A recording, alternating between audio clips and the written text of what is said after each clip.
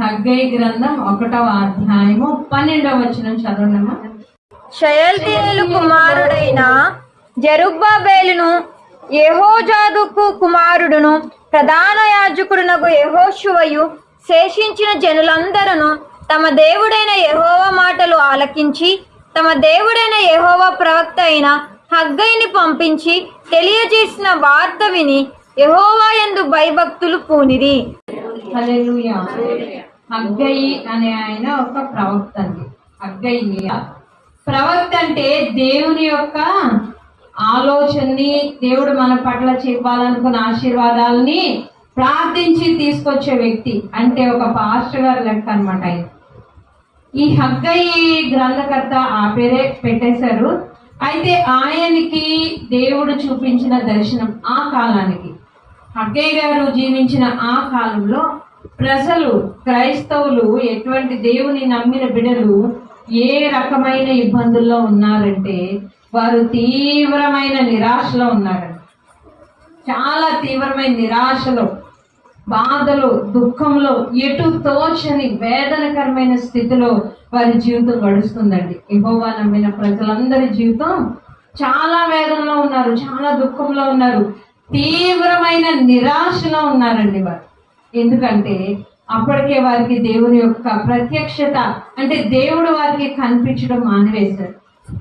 దేవుని మాట వారికి వినబడట్లేదు, దర్శన రీతిగా రావట్లేదు, ఏ ప్రవక్త ద్వారా కూడా దేవుడు ఆ మాట వినిపించట్లేదు, దేవుని యొక్క కృప వారి పట్ల కనిపించట్లేదు, ఏ పని చేసినా ఆ ఆశీర్వాదం రావట్లేదు, ఏ ఆలోచన చేసినా అది ఒక నెగిటివ్గా, అంటే అది ఆశీర్వాదం తీసుకురాకుండా వారి జీవితాల్ని అల్లకల్లోలంగా నడిపిస్తుందండి.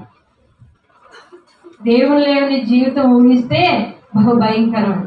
దేవుడు అయితే మనకు ఒక గురి ఉంది, ఒక గమ్యం ఉంది.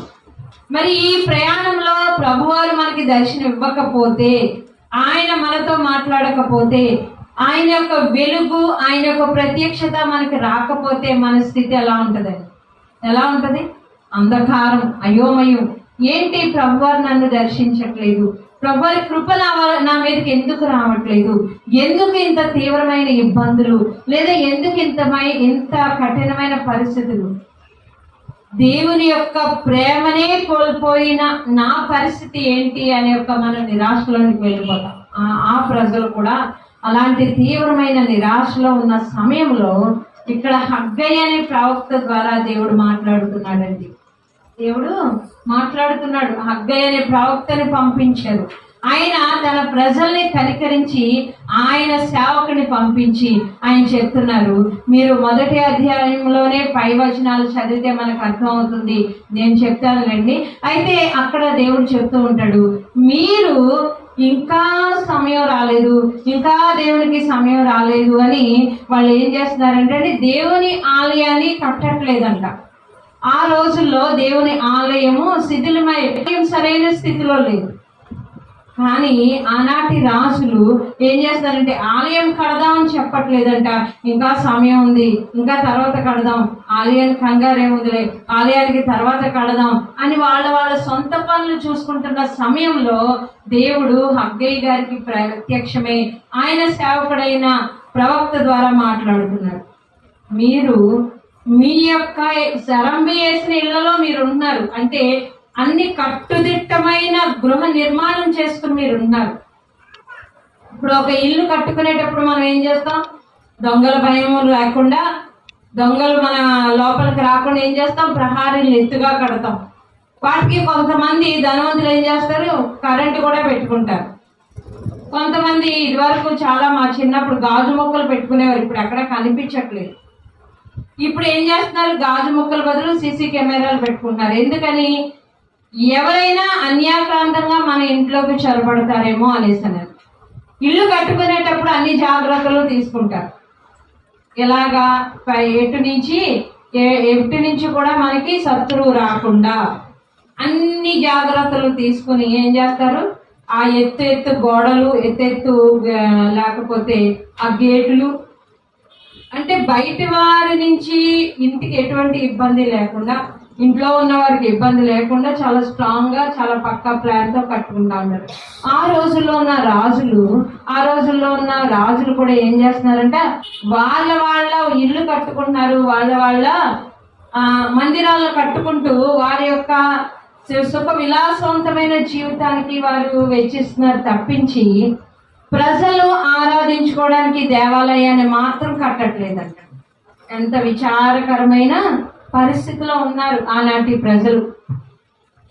ఇప్పుడు ఆదివారము మనం అందరము దేవుని సన్నిధిలో కూడి ఆరాధించుకోవాలని ఎంతో ఆశ కలుగున్నాం. కానీ ఆలయం లేకపోతే ఎలా ఉంటది? మన హృదయం ఎంతో వేదన చెందుతూ ఉంటది. అయ్యో, ఆలయాన్ని పునఃప్రతిష్ఠిస్తే బాగుండు అనేసన్నారు.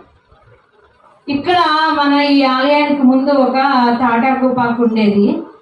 ఉన్నప్పుడు అది కడదాము, నాన్నగారు బిల్డింగ్ కడదామనే ఉద్దేశంతో దీన్ని తీసేయడం జరిగింది. తీసేసి చాలా అక్కడ ప్రతిష్ట చేయడం జరిగింది, మొదలు పెడదామని. అనివార్య కారణాల వల్ల కొంతకాలం గ్యాప్ వచ్చింది. ఒక 1 year 2 years ఆలయం కట్టడానికి అవ్వలేదు రకరకాల కారణాల వల్ల. ఆ సమయంలో చాలా వేదన చెందుతూ ఉండేవారు నాన్నగారు. అంతేకాకుండా అప్పుడు వచ్చే సంఘస్థులు కూడా చాలా వేదన చెందుతూ అంతా కూడా సంఘం యొక్క నిర్మాణం కొరకు చాలా ఉపవాస ప్రార్థనలు చేసేవారు. అనసూయ ఆంటీ గారు కానీ, ఉషక్క గారు కానీ, ఇంకా చాలా మంది మంచి ప్రార్థనా పరులు అందరూ కూడా ఏం చేసేవారంటే సంఘం యొక్క నిర్మాణం జరగాలి ప్రభు అని నాన్నగారు, అమ్మ వీళ్ళందరూ కూడా ప్రార్థన టీం చాలా అద్భుతంగా ఉండేది. ఎప్పుడు చూసినా ప్రార్థనలు, అమ్మ ప్రార్థన చేసుకుందాం అంటూ ముందుకే వచ్చేవారండి ప్రార్థన టీం. అయితే అంత ప్రార్థనలు జరిగింది కాబట్టి ఇంత చక్కటి మందిరాన్ని దేవుడు మనకి అనుగ్రహించారండి. హల్లెలూయా. అయితే ప్రజలందరూ కూడా దేవుని యొక్క ప్రత్యక్షత రావట్లేదు, ఆరాధనకి ఎవరు వెళ్ళడానికి అవకాశం లేదు. వారు ఏం చేస్తున్నారంటే ఇప్పుడు ప్రజలందరూ ఏ పని తలపెట్టినా అందులో ఆశీర్వాదం చూడలేకపోతున్నారు. ఏ ఒక్క ముందుకెళ్దామన్నా వారి జీవితంలో శాంతి సమాధానం కోల్పోతున్నారు. అనేకమైన ఇబ్బందులు, ఒక ఇబ్బంది తర్వాత ఒక ఇబ్బంది, ఒక శోధన తర్వాత ఒక శోధన చూస్తున్నారు. ప్రజలందరూ తీవ్రమైన నిరాశలో ఉన్నారు. ఇంకా దేవుని యొక్క దర్శనం మనకి రాదా? దేవుని యొక్క ప్రత్యక్షత మనకి రాదా? దేవుని యొక్క ఆలయము మరి ఎప్పుడు కట్టబడుతుందో, దేవుని యొక్క కృప మన పట్ల ఎప్పుడు వస్తుందని తీవ్రమైన నిరాశ కలిగి ప్రభు సన్నిధిలో అలా గోజాడుతున్నారంటే నా ప్రజలు. దేవుడు వారి మొర విని ఏం చేశారంటే ఆయన ప్రవక్త అయిన హగ్గై గారికి ప్రత్యక్షమై ఆయన చెప్తున్నారు, ఈ రాజులు ఇంకా సమయం రాలేదు, ఇంకా టైం ఉంది, ఇంకా కడదాంలే అని నా సన్నిధిని కట్టడానికి నిర్లక్ష్యం చేస్తున్నారు. అయితే వారి నిర్లక్ష్యానికి ప్రతిఫలంగానే నేను రావట్లేదు, నేను నా దర్శనం అనుగ్రహించట్లేదు. మీ నిర్లక్ష్యానికి కారణంగానే నా మాట మీకు వినిపించట్లేదు, నా ఆదరణ మీకు రావట్లేదు అని ప్రభు వారు మాట్లాడినట్లుగా మనం ఇక్కడ చూస్తున్నామండి. దేవుని యొక్క కృప మనకి ఎందుకు రావట్లేదంటే మన నిర్లక్ష్యాన్ని బట్టి అంట. ఇక్కడ ఆనాటి ప్రజలతో మాట్లాడుతున్న దేవుడు ఈనాడు కూడా అదే సర్వశక్తి గల దేవుడు నీతో నాతో కూడా మాట్లాడుతున్నారు.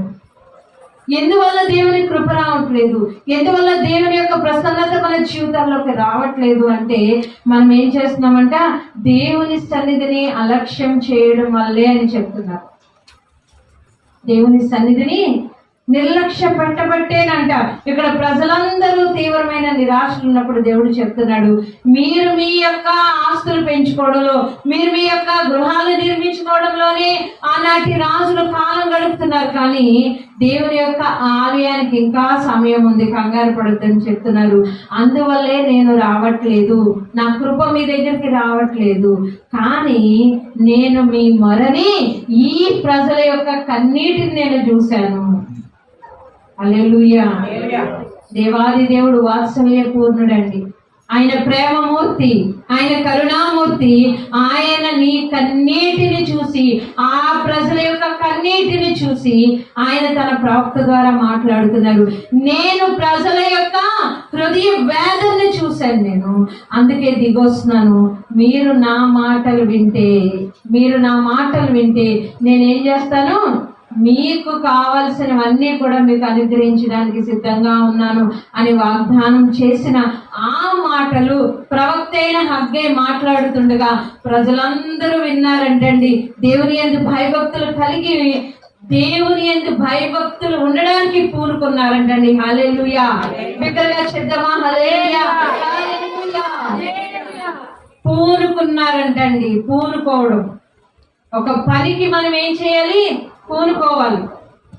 ఇంట్లో ఒక కుటుంబస్తురాలైన నీవు, ఒక బాధ్యత గల తల్లిగా ఉన్న నువ్వు, ఒక భర్తకి భార్యగా ఉన్న నువ్వు, ఆ కుటుంబానికి ఒక స్త్రీగా ఉన్న నువ్వు, నీ పనికి నువ్వేం చేయాలి? పూనుకోవాలి. అవునా కాదంటారా? పిల్లలు స్కూల్కి వెళ్తారు, అమ్మాయి వెళ్ళిపోయారు కదా, నాకు పని అయిపోయి అమ్మాయి ఇంక వెళ్ళిపోయారు, నేను రెస్ట్ తీసుకోవాలి అని పడుకున్నారు అనుకోండి, ఏమవుద్ది? బాక్సులు వెళ్తాయా? పిల్లలకి భోజనం రెడీ చేయగలమా? నీకు ఏమాత్రం ఒంటిలో అలసట ఉన్నా కొంతసేపు అలసట తీర్చుకుని మరలా నువ్వేం చేయాలి? పనికి పూనుకోవాలి. ఏం చేయాలి? పనికి పూనుకోవాలి. ఆరోగ్యం తెచ్చుకోవాలి, నీ శరీరాన్ని సిద్ధపరచుకోవాలి, నీ మనస్సుని సిద్ధపరచుకోవాలి. ఇక్కడ ఆనాటి ప్రజలు కూడా దేవుని యందు భయభక్తులు నిలపడానికి వారి పూనుకున్నారంటండి. హల్లెలూయా. మనము కూడా ఒకవేళ ఏ కారణం వల్లైనా మనం ఒకవేళ దేవుణ్ణి ఆరాధించడంలో, దేవుణ్ణి స్తుతించడంలో నీకున్న ఇబ్బందిని బట్టి, నీకు ఎదురైన ఒకవేళ నీ కుటుంబంలో నీకు ఎదురైన ఆటంకాలను బట్టి ఒకవేళ దేవుని సన్నిధికి నువ్వు వెనక్కి తగ్గి ఉండొచ్చు. బట్ దేవుడు పిలిపిస్తున్నాడు, నా మాటలు విని నువ్వేం చేయాలి? భయభక్తులు పూనుకోవాలి. హల్లెలూయా. నా మాటలు వినాలి. నా మాటలు వినడం వల్ల నీకేమొస్తుంది? ధైర్యం వస్తుంది, ఆశీర్వాదం వస్తుంది, ఆనందం వస్తుంది. నీకు ఈ లోకంలోనే కాదు, పరలోకానికి సంబంధించిన ప్రతి మార్గాన్ని నీకు తేటతల్లం చేసి చెప్పతాను. దాని ద్వారా నీ జీవితం ఆశీర్వదింపబడుతుందని దేవుని మాటల్ని ఆనాటి ప్రజలు తీసుకున్నారండి. తీసుకొని ఏం చేశారంటే పనికి దేవుని యందు భయభక్తులు నిలపడానికి పూనుకున్నారంటండి. హల్లెలూయా. హల్లెలూయా. మరి మనము పూనుకోవాలి. ఖచ్చితంగా విశ్వాసులమైన మనము, దేవుని నమ్మిన మనము అనేక సార్లు అప్ అండ్ డౌన్స్ ఉంటాయండి, లేకుండా ఉండదు. పరిస్థితులు మనల్ని ప్రభావితం చేస్తూ ఉంటాయి. కొన్నిసార్లు మన కుటుంబంలో ఎదురైన దుఃఖాన్ని బట్టి, లేకపోతే మన కుటుంబంలో ఎదురైన అసమాధానం బట్టి దేవుని సన్నిధికి ఒకవేళ దూరం అయి ఉంటే అది శాశ్వత దూరంగా చేసుకోకూడదు. మరలా దేవుని యందు భయభక్తులు నిలపడానికి నీ హృదయాన్ని పూనుకోనివ్వాలి, నీ మనసుని నువ్వు పూనుకోనివ్వాలి. లేదు మరలా నేను నా తండ్రి సన్నిధికి చేరాలి, ఆయన పాదాలు పట్టుకోవాలి, ఆయన మాటలు వినాలి, ఆయన మాట యందు నేను భయభక్తులు నిలపాలి. హల్లెలూయా. హల్లెలూయా.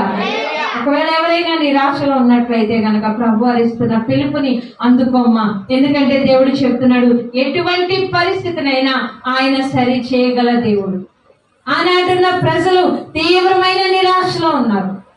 ఇంకా జరగదు, దేవుని ఆలయ నిర్మాణం జరగదు, దేవుని సన్నిధి మనకు దొరకదు అనే ఒక తీవ్రమైన నిరాశలో ఉన్న వారికి దేవుని యొక్క అద్భుతమైన మాట వచ్చిందండి వారి దగ్గరికి. ఏమనంటే, లేదు మిమ్మల్ని నేను దర్శిస్తాను, మిమ్మల్ని నేను ఆదుకుంటాను, మిమ్మల్ని నేను ఆశీర్వదిస్తాను అనే మాట వచ్చినప్పుడు వారు ఏం చేశారండి? ఆ మాటని దేవుని యొక్క మాట యందు భయభక్తులు నిలపడమే కాకుండా భయభక్తులు నిలపడానికి పూనుకుంటున్నారంట. మనం కూడా మన విశ్వాస జీవితంలో ఒకవేళ బాధ ఉండొచ్చు, అయ్యో ఇదివరకు నేను చాలా ప్రార్థన చేసుకునేదాన్ని, ఇదివరకు నేను చాలా దేవుని యందు భయభక్తులు కలిగి ఉండేదాన్ని, కానీ వెనకడుగు వేస్తాను, ప్రభు నన్ను క్షమిస్తారా అని ఒకవేళ ఆందోళన, భయం ఉంటే గనక ప్రభు నీ కొరకే శుభవార్త చెప్తున్నారు. నీ స్థితిని నేను చూస్తున్న దేవుడు. రాత్రికాల సమయంలో మన వాక్యాన్ని ధ్యానించాం. ఎందుకోసం మనం చూస్తున్నాడంటే అండి, మీకు మేలు చేయడానికి నీ మీద దృష్టి ఉంచానని చెప్తున్న దేవుని యొక్క మాటని మనం అంగీకరిద్దామండి. అలాగే మన గ్రంథం పత్రిక అనుకోండి, 2వ అధ్యాయము 1వ వచనం చదవండమ్మా. ఆ మత్స్యపు కడుపులో నుండి యోనా యెహోవాను ఇలాగు ప్రార్థించాను, నేను ఉపద్రవములో ఉండి యెహోవాకు మనవి చేయగా ఆయన నాకు ప్రత్యుత్తరం ఇచ్చెను. పాతాళ గర్భంలో నుండి నేను కేకలు వేయగా నీవు నా ప్రార్థనను అంగీకరించి ఉన్నావు. నీవు నన్ను అగాధమైన సముద్ర గర్భములో పడవేసి ఉన్నావు. ప్రవాహములు నన్ను కొట్టుకొని చుట్టుకొని ఉన్నవి. నీ అంతరంగములు నీ కరుళ్లను నన్ను కప్పి ఉన్నవి.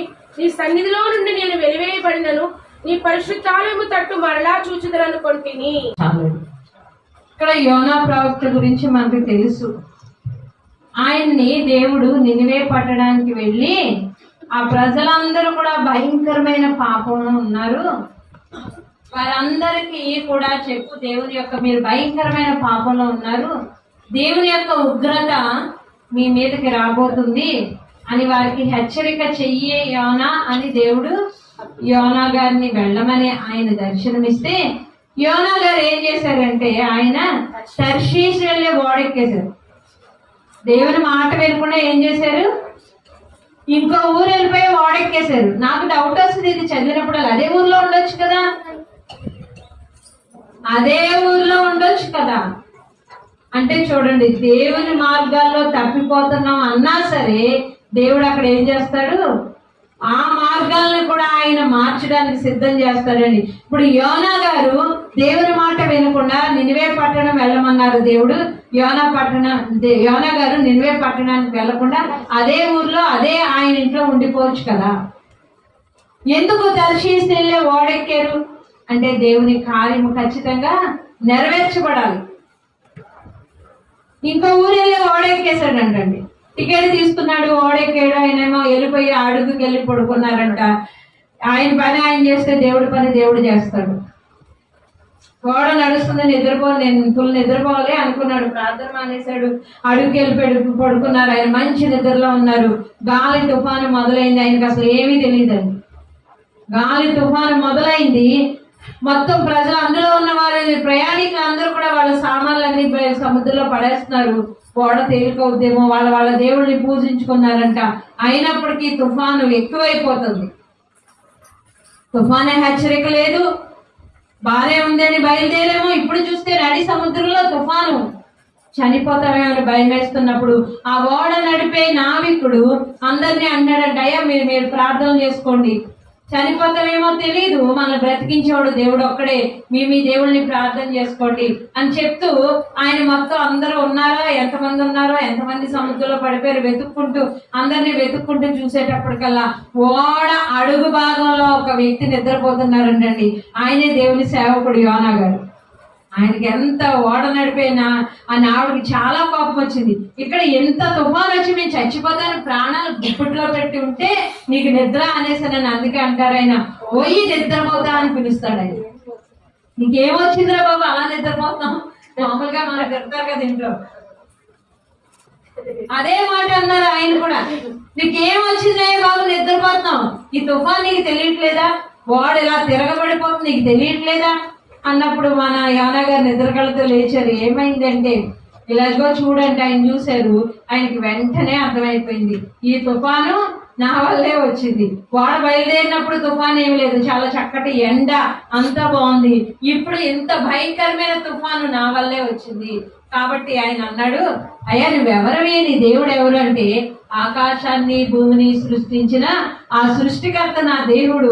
ఆయన మాట వినకుండా నేను ఓడెక్కేశాను, ఆయన వేరే ఊరు వెళ్ళమన్నారు, నేను వేరే ఊరు బయలుదేరాను అంటే వాళ్ళందరూ నువ్వు గొప్పడవే బాబు, భలే చేసావు. వాక్యం ఉంటది, గొప్పడవే బాబు, నువ్వు చేసిన పనేంటి నీకు తెలుసా, దేవుడికి వ్యతిరేకంగా చేసావా, చాలా గొప్పడవయ్యా బాబు, నువ్వు భలే చేసావులే అని వాళ్ళందరూ కూడా అన్నారంట. మా మీదకి మా ప్రాణాల మీదకి తీసుకొచ్చావు, అయితే ఇప్పుడు ఏం చెయ్యాలి నిన్నంటే అన్నారంట, నన్ను ఎత్తి సముద్రంలో పడేయండి,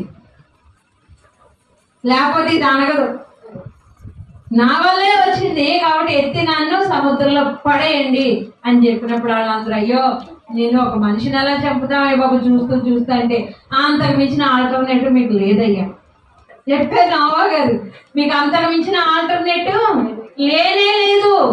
ఎందుకంటే నేను దేవుని మాటకి వ్యతిరేకించాను కాబట్టి నన్ను ఎత్తి సముద్రంలో పడేయండి. వాళ్ళు వద్దు అనుకున్నారు, కానీ ఇంకా ఎక్కువైపోతుందంట తుఫాను. అయితే వేసేయమా యోనా గారు అంటే, వేసేయండి తప్పదు, మీకు ఇంక వేరే ఛాన్స్ లేదు, ఇంకా పెరిగిపోతుంది, మరి వేసేయండి అన్నారట. పాప వాళ్ళు అయిష్టంగానే, ఇప్పుడు అసలే ఈయన దేవుని మాట వినకపోవడం వల్ల ఎంత తుఫాను వచ్చింది, దేవుని సేవకుని సముద్రంలో పడేస్తే ఇంకేం కష్టం వస్తుందో అనుకుంటున్నారు వాళ్ళు. భయంగా, ఓ దేవుడా నువ్వే ఉన్నావు, యోనా గారి దేవుడా నువ్వే మమ్మల్ని రక్షించు, ఈ పాపం మమ్మల్ని అంటనివ్వకని చెప్పి యోనా గారిని ఎత్తి అలా సముద్రంలో ఇసిరేశారంటండి. వెంటనే తుఫాను ఆగిపోయిందంట. హల్లెలూయా. మన ఇంట్లో సమస్యకి ఒకవేళ నువ్వే కారణమైతే, నీ ఇంట్లో సమస్యకి నువ్వే కారణమైతే నిన్ను ఎక్కడ పడేయాలి? ఇప్పుడు ఎక్కడ పడేయాలి? మరి తుఫాన్ ఇంట్లో వచ్చింది కదా, సముద్రంలోకి ఎలా తీసుకెళ్ళాం నిన్ను? ఎక్కడ ప్రాబ్లం వస్తే అక్కడే పడేయాలి కదా, అవునా కదా? ఇప్పుడు నిన్ను ఎక్కడ పడేయాలి? దేవుని సన్నిధిలో పడేయాలి, పడిపోవాలి, నిన్ను అప్పగించుకోవాలి. ఇక్కడ యోనా గారు లోబడ్డారు. అక్కడ మొదటగా దేవుని మాటకి లోబడలేదు, కానీ విపత్తు వచ్చినప్పుడు మాత్రం వెంటనే గ్రహించాడు ఆయన. ఆ తెలివి ప్రతి విశ్వాసకి ఉండాలి. ఏంటి ప్రభు ఈ శోధనల మీద శోధనలు ఎందుకు ఇలా వస్తున్నాయి అంటే, దీనికి అంతటికి కారణం ఆయనేనండి. ఇంకా పెరిగిపోద్ది అలా, ఇంకా శోధనలు పెరిగిపోతాయి. అయినప్పటికీ మనం తెలుసుకోక దీనికి అంతటికీ కారణం వీడే, లేకపోతే ఇంకొకరు అంటే దేవుడు ఇంకా అలలు పెంచేస్తా ఉంటాడు. ఎందుకని? మనకి జ్ఞానోదయం రావాలి కదా ముందు. అప్పుడు ఒక సమయాన్ని వస్తుంది, ప్రభువా నేనే కారణం అయినా అన్నప్పుడు అది ఇప్పుడు నువ్వే పడాలి. నీ సమస్యకి నీవే పరిష్కారం కాబట్టి నువ్వు పడు. ఇప్పుడు మనం ఎక్కడ పడాలి? సమస్య వచ్చినప్పుడు దేవుని పాదాల మీద పడాలండి. హల్లెలూయా. సమస్య ఎందుకు వచ్చింది? ఎంత ఆలోచించినా అర్థం కావట్లేదు. నీ బుర్రను వాడకు, ప్రభు సన్నిధిలో మోకరించు, ప్రభు దగ్గర నీ పరిస్థితిని పడవేయి, ఎత్తి పడే ప్రభు పాద సన్నిధిలో. అది ఎందుకు పరిష్కరింపబడదో దేవుడు చూస్తాడు. ఎత్తి పడే ముందు ఒక అనుమానంతోనో లేకపోతే ఇంకో మనసులో పెట్టుకుని నువ్వు సగం ప్రార్థన చేస్తే నీ యొక్క ప్రార్థన ప్రభు సన్నిధికి ఎలా వెళ్తుంది? నీ సమస్యను ఎత్తి ప్రభు పాదాల దగ్గర పడి, తండ్రి నాకు తెలీదు, నా వల్ల కాదు, నాకు ఓపిక లేదు, నాకు జ్ఞానం లేదు, నీవే నాకు పరిష్కారం. పూర్తి సరెండర్ అవడం నేర్చుకోవాలండి. మనం పూర్తిగా ప్రభు వారికి మనల్ని మనం అప్పగించుకునే స్థితి రావాలి. అలలు పెరుగుతా ఉంటాయి, తుఫాను పెరుగుతూ ఉంటది. మళ్ళీ దేవుడు, తండ్రి నిన్ను అడుగుతున్నా కానీ నువ్వేంటి ప్రభు ఏం చేయట్లేదు అని. దేవుడు పెంచుతా ఉంటాడు అలలు. మనం సంపూర్తిగా దేవునికి మనల్ని మనం అప్పగించుకోవాలి, సంపూర్తిగా ఆయన పాదాల మీద పడాలి. దేవుడు సర్వశక్తిమంతుడండి. నువ్వు ఆరాధించే దేవుడు సర్వశక్తిమంతుడు. ఇక్కడ యోనా గారిని ఎత్తి పడేయగానే తుఫాను ఆగిపోయిందంట. సమస్య ఈ వాళ్ళలో ఉన్న వాళ్ళ సమస్య క్లియర్ అయిపోయింది. మరి వాట్ అబౌట్ యోనా గారు? ఆయన పరిస్థితి ఏంటి? దేవుడు వెంటనే ఒక చేప మింగేలేదు, చేపని పంపించారు. ఆయన ఒక పెద్ద చేపని పంపించారు. పలానా ప్లేస్ లో నువ్వు వెయిట్ చేయమ్మా చేప, ఎందుకంటే నా సేవకుడు వస్తాడు. ఇప్పుడు చేపను అంత పెద్దగా తయారు చేస్తాడు ముందు. ఎప్పుడండి? అప్పటికప్పుడు తయారైందా చేప? చేప ఎప్పుడు తయారైంది? అది ముందే తయారైంది. యోనా గారు ప్రయాణం మొదలు పెట్టక ముందే చేప తయారైంది. అంటే సమస్యని జీవితంలోకి రాకముందే దేవుడు పరిష్కారాన్ని సిద్ధం చేసి ఉంచాడని అర్థం అవుతుంది దానికి. హల్లెలూయా. సమస్య నీ జీవితంలోకి రాకముందే, మరొకసారి చెప్తున్నాను అర్థం చేసుకోండి, సమస్య నీ జీవితంలోకి రాకముందే దేవుడు ఒక సొల్యూషన్ సిద్ధపరిచాడు. అది దేవుణ్ణి ఆశ్రయిస్తే దేవుడు యోనా గారికి తెలీదు. యోనా గారికి తెలుసా, నన్ను ఎత్తి సముద్రం పడేయండి మీరందరూ బాగుపడతారు అనుకున్నాడు. వీళ్ళందరినీ బ్రతికించాలంటే నేను చావాలి అని అనుకున్నారు ఆయన. కానీ దేవుడు ఒక పరిష్కారం చూపించాడు. చేప అక్కడ రెడీగా నోరు తెరుచుకున్నది, నువ్వు మింగే అని మింగేసి అక్కడే ఉండేది చెప్పలేదు దేవుడు. చేపకు ఆజ్ఞించాడు, బయలుదేరు. ఎక్కడికి? నినివే పట్టణానికి బయలుదేరు. నేను ఎక్కడికైతే వెళ్ళమన్నాను అక్కడికి బయలుదేరు మా యోనా గారిని తీసుకుని. అది ప్రయాణం మొదలు పెట్టింది. దేవుని ఆజ్ఞ తీసుకుని ఆ చేప తన పనిని తాను చేస్తుంది. అయితే ఇక్కడ యోనా గారు ఎక్కడున్నారో ఆయనకి తెలీదు. ఇంతకీ ఎక్కడున్నారో ఆయనకి తెలీదు, పడ్డమే ఆయనకి తెలుసు. ఆయన అనుకుంటున్నారు ఇప్పుడు ఆయన ప్రార్థన ఎలా ఉందంటే, ప్రభువా నువ్వు గడి వేస్తున్నట్టుంది ప్రభువా. ఆయన ప్రార్థన ఎలా ఉంది? ప్రభువా నువ్వు గట్టిగా గడేస్తావు ప్రభువా అంటే నేను అనుకున్నాను చేప తలకి చెంకులు ఉంటాయి కదా, ఆయన ఇలా బయటకు వద్దామని ఇలా పెట్టేటప్పుడు అవి గుచ్చుకుని ఉంటాయి అనుకుని ఉంటాడు, ఏంటి గండేస్తాడు దేవుడు. ఇప్పుడు ఎక్కడ చేప కడుపులో ఉండి ఆయన ప్రార్థన చేస్తున్నాడు, తండ్రి నువ్వు గెడేసేసావు, నేను బయటికి రాలేకపోతున్నాను తండ్రి, అసలు నేను ఎక్కడున్నానో నాకు అర్థం కావట్లేదు, ఈ యొక్క జలాలు నన్ను ముంచేస్తాయేమో అని భయం వేస్తుంది. దేవుడు ఆ సమస్యలో చేప కడుపులోకి పంపించాడని ఆయనకి తెలియదండి. ఆయన సముద్రంలో అడుక్కెళ్ళిపోయాను నేను, ఇప్పుడు నేను ఎలా బయటకు రావాలో నాకు మార్గం, బయటకు వద్దామని ప్రయత్నం చేస్తున్నాడు అనమాట మనోడు. అందుకనే ఆ ముళ్ళు గుచ్చుకుంటుంటే బాబాయ్ నాచు ఆ చేప యొక్క జన ఏదో అంటారు కదా, దాని పేగులన్నీ అది తగులుతుంటే అనుకున్నాడు బాబోయ్ సముద్రపు నాచు ఆ నీచు వాసన వచ్చేస్తుంది అనుకున్నాడు ఆయన.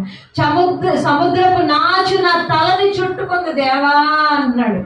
అన్నీ ఉంటాయి కదా పేగులు, ఆ పేగులు తలకి తగిలితే ఇప్పుడు ఆయన ఏమనుకున్నాడు, సముద్రపు నాచు నా తలంతా చుట్టేసుకుంది దేవా, నీచు వాసన వస్తుంది భరించలేకపోతున్నానని ప్రార్థన చేస్తున్నాడు. ప్రభా ఇలాంటి పరిస్థితుల్లో నన్ను ఆదుకో అని ప్రార్థన చేస్తున్నాడు ఆయన. ఎలాంటి ప్రార్థన చేస్తున్నాడంటే, నేను చనిపోతానులే, ఇంకెందుకులే, నా జీవితం ఈ సమస్యతో ముగిసిపోతుందిలా అనుకోలేదు.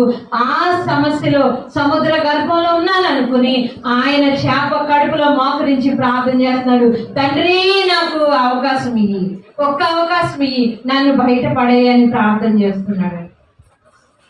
దేవుడు నమ్ముకుని ఉంటాడేమో, అయ్యా నేను ప్రొటెక్షన్ జోన్లోనే ఉంచాను, అది తెలియడానికి కొంత సమయం పడుతుంది. ఎందుకంత సమయం దేవుడు తీసుకుంటారంటే, మన ప్రార్థనా జీవితం మెరుగుపడాలి, మన ఆలోచన మెరుగుపడాలి, దేవుని పట్ల మన ఆలోచన విధానం మారాలి. నా దేవుడు సర్వశక్తిమంతుడు, ఆయన శక్తి అనంతమైనది అని నువ్వు తెలుసుకోవాలి. అది తెలుసుకునే వరకు నువ్వెక్కడ ఉంటావు, ఆ ప్రాబ్లం మధ్యలో ఉంటావు. అది తెలుసుకున్న తర్వాత ప్రాబ్లంలోంచి నువ్వు బయటపడతావు, రివీల్ అయిపోతావు. అది తెలుసుకోవడానికే మనం ఏం చేస్తున్నాం, మన జీవితాన్ని అంతా ఖర్చు పెట్టేస్తున్నాం, కానీ తెలుసుకోవడంలో అలక్ష్యం చేస్తున్నాం. అంటే దేవుని వాక్యాన్ని అంగీకరించడంలో మనం ఏం చేస్తున్నాం, కొంచెం నిర్లక్ష్యాన్ని వహిస్తున్నాం. ఈ సమస్యే మనకు ఎక్కువగా కనబడుతుంది, కానీ సమస్యకు మించిన దేవుణ్ణి నేను ఆరాధిస్తున్నాననే జ్ఞానవంతులుగా మనం తయారవ్వాలి, ధైర్యవంతులుగా తయారవ్వాలి, పరిశుద్ధులుగా తయారవ్వాలి. అనుకుంటాం అక్క, కష్టం వచ్చినప్పుడు గట్టిగా నిలబడాలి అనుకుంటాం, కానీ ఆ వచ్చినప్పుడు దేవుడు మర్చిపోతాం అని అనిపిస్తూ ఉంటారు కదా. ఒక్కొక్కసారి సమస్య వచ్చినప్పుడు సమస్య గురించి ఆలోచిస్తాం, బట్ దేవుని యొక్క ప్రజలు ఆ విధంగా ఉండకూడదు. సమస్య రాకముందే నీకు సొల్యూషన్ సిద్ధపరిచిన దేవుణ్ణి నువ్వు ఆరాధిస్తున్నావు అనే ధైర్యం నీకు రావాలి. బెంబేలు పడకూడదు, అధైర్యం రాకూడదు. దేవుడు మనకి ఏ సహాయం చెయ్యట్లేదు అని నిరాశలోకి రాకూడదు మనం, ఎందుకంటే సమస్య కంటే ముందే అక్కడ సొల్యూషన్ ఉందండి. నేను మొన్న ఒక 3 రోజుల క్రితమే నేను ఒక స్టేటస్ చూశానండి. ఒక దగ్గరకు వచ్చిన తర్వాత ఆగిపోయాను, మళ్ళీ చూశాను. చాలా వేదన వచ్చింది, చాలా కన్నీరు వచ్చింది, చాలా దుఃఖం వచ్చింది. అయ్యో ప్రభా, అయ్యో తండ్రి అని ప్రార్థన చేయడం మొదలుపెట్టాను. ఆ స్టేటస్ ఏంటంటే, దేవుడు నాకు ప్రత్యక్షమైతే నేను ఒక వరం కోరుకుంటాను, అదేంటంటే నాకు మరణాన్ని ఇవ్వి ప్రభువా అని కోరుకుంటాను అని ఒక చెల్లి పెట్టుకుందండి. తన ఎంత బాధలో ఉండి, ఎంత కన్నీటిలో ఉండి, ఎంత అయోమయమైన దుఃఖకరమైన పరిస్థితిలో ఉండి ఆ స్టేటస్ పెట్టిందో నాకు తెలియదు, కానీ నేను అనుకున్నాను, అయ్యో దేవా, వారి జీవితం నుంచి దుఃఖాన్ని తొలగించండి అని ప్రార్థన చేసే అవకాశం కొరకే ఇది చూశానా అని అనిపించిందండి నిజంగా. అయితే నేను అనుకున్నాను, ఆ వెంటనే నేను అనుకున్నాను, ప్రార్థన చేశాను. చాలా దుఃఖపడ్డాను, నేను చాలా దుఃఖపడ్డాను. ప్రార్థనలో, ప్రత్యేకమైన ప్రార్థనలో ఇక్కడే ఆలయంలో కూర్చుని ప్రార్థన చేశాను. ఆ తర్వాత దేవుడు నాకు ఒక మాట చెప్తున్నారు. నాకు అనిపిస్తుంది, ప్రభా, ఆ దుఃఖంతో పాటు చెల్లి కూడా ఎంత అమాయకురాలు అనిపించింది. ఎందుకంటే దేవాది దేవుడు ప్రత్యక్షమైతే మనం ఏం కోరుకోవాలి మనం? తండ్రి, నీ దగ్గర ఏముంటే అది నాకు అనుగ్రహించు. ఏమడగాలి? తండ్రి నాకు జ్ఞానం ఇవ్వి, ధైర్యాన్ని ఇయ్యి. తండ్రి నీ దగ్గరున్న సమస్త ఆశీర్వాదాలు నాకు ఇవ్వండి అని అడిగేంత ఆ తెలివితేటలు కూడా లేవు ఆ చెల్లికని బాధపడ్డాను. నిజంగా అండి, బలిపెట్టే మీద నేను చెప్తున్నాను, చాలా బాధ అనిపించింది. అయ్యో అంతటి తెలివితేటలు కూడా లేవు. దేవుడు మాట్లాడుతున్నాడమ్మా, నీ యొక్క కష్టాన్ని ఆయన చూడని దేవుడైతే కాదు. నీ యొక్క కష్టాన్ని చూడని దేవుడైతే మనం ఆరాధించట్లేదండి. నీ కష్టాన్ని చూస్తున్న దేవుడు ఖచ్చితంగా నీకు ఒక సొల్యూషన్, అంటే నీకు ఒక పరిష్కార మార్గాన్ని ముందే నిశ్చయించుంచారు. ఆయన ముందే నిశ్చయించుంచారు. మన మాటలు ఎలా ఉండాలంటే ధైర్యంగా ఉండాలి. మనం ధైర్యం ఎవరు చెప్పండి అందరూ కూడా, మన ధైర్యం ఎవరు? దేవాది దేవుడే. హల్లెలూయా. నీ ధైర్యాన్ని వదిలేసి నువ్వెక్కడికో ఏదో అనుకోకమ్మా. నీ సమస్యని నువ్వు ఇంగివేసేదైతే కాదు, నీ దేవుడు నిన్ను చూస్తున్న దేవుడు. ఆ సమస్యలో నిన్ను నాశనం చేయడం దేవుని చిత్తం కాదు. ఆ సమస్యలో నిన్ను వదిలేసేయడం దేవుని చిత్తం కాదు. కానీ దేవుడు నీ నుంచి ఒకటి కోరుకుంటున్నాడు, ఆయనకి శక్తిని తెలియజేసే ప్రార్థన కావాలి. ఆయన యొక్క ప్రభావాన్ని ప్రజలందరికీ చూపించే ప్రార్థనా జీవితం కావాలి. అది ప్రభు వారు కోరుకుంటున్నారు. ఆ ప్రార్థనా జీవితం, ఆ ధైర్యం, ఆ యొక్క నిరీక్షణ, దేవుని అందరి నీ నిరీక్షణ, నీ విశ్వాస జీవితం పెరిగేంత వరకు కూడా నువ్వు ఆ కష్టంలో ఉంటావు, ఆ చేప కడుపులో ఉంటావు. ఇప్పుడు ఆ చేప కడుపు ఎలా అనిపిస్తుంది యోనా గారికి? యోనా గారికి ఏమనిపిస్తుంది? తలుపులన్నీ వేస్తారంటారా బాబు, ఒక్క పోసేస్తుంది నాకు, తలుపు గడియలు తీయండి దేవా, మనుషులు ఎవరు గడియలు తీయలేరు, నువ్వే తీయాలి తండ్రి, నన్ను బయటికి రాని తండ్రి. ఈ నీచు వాసన భరించలేకపోతున్నాను, ఈ యొక్క ఇబ్బంది, ఎటు కదలడానికి లేదు, ఏవేవో గుచ్చుకున్నాయి, ముళ్ళు గుచ్చుకున్నాయి, ఎటు కదలలేని పరిస్థితిలో నేను ఉన్నాను తండ్రి అని మొర్ర పెడుతున్నాడండి. అదే నీ మొర్ర అయితే కనుక నువ్వు చాలా అదృష్టవంతురాలు. ఎందుకంటే దేవుని సన్నిధిలో ప్రార్థించే విధానం నేర్చుకోవాలి. పరిస్థితులు కుంగిపోవడం కాదు, పరిస్థితులు కృంగజేసేది సాతానుడైతే నిన్ను ధైర్యపరిచేది దేవుడే. హల్లెలూయా, హల్లెలూయా.